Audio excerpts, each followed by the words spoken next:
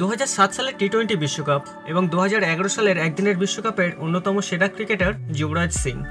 তার ব্যাট ও বলে ভর করেই ভারত জিতেছিল টি-20 ও একদিনের বিশ্বকাপ।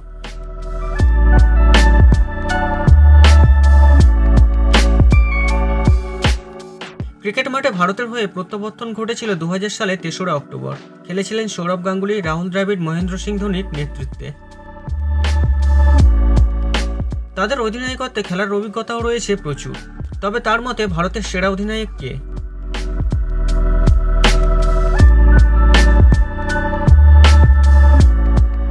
সম্প্রতি এক সংবাদ মাধ্যম এই প্রশ্ন করায় তিনি বেছে নিয়েছেন তার সেরা অধিনায়ককে।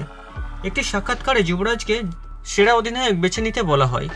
তাকে বলা হয় সৌরভ গাঙ্গুলি, রাহুল দ্রাবিড় এবং মহেন্দ্র সিং ধোনির মধ্যে একজনকে বেছে নিতে। যুবরাজ বলেন, আমি ধোনি এবং সৌরভের নেতৃত্বে দীর্ঘদিন খেলেছি, তবে ভারতীয় দলে জায়গা পেয়েছিলাম সৌরভের নেতৃত্বে। আমার মনে হয় সৌরভই সেরা।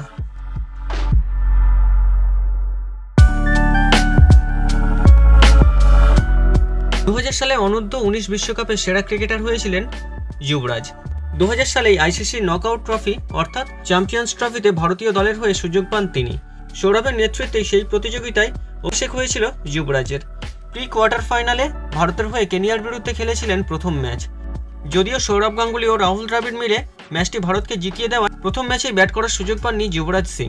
কোয়ার্টার ফাইনালে অস্ট্রেলিয়ার বিরুদ্ধে ব্যাট করতে নেমে 80 বলে 84 রান করেন তরুণ যুবরাজ। তারপর আর পেছনে ফিরে তাকাননি তিনি। সৌরভ গাঙ্গুলি, রাহুল দ্রাবিড়দের সময়কালে অসংখ্য অনবদ্য ইনিংস উপহার দিয়েছিল ভারতকে। 2007 টি-20 বিশ্বকাপ, 2011 সালের একদিনের বিশ্বকাপে ভারতকে জেতানোই তার ভূমিকা অপরিসীম। সেই প্রতিযোগিতাতেও সেরা ক্রিকেটার হয়েছিলেন যুবরাজ।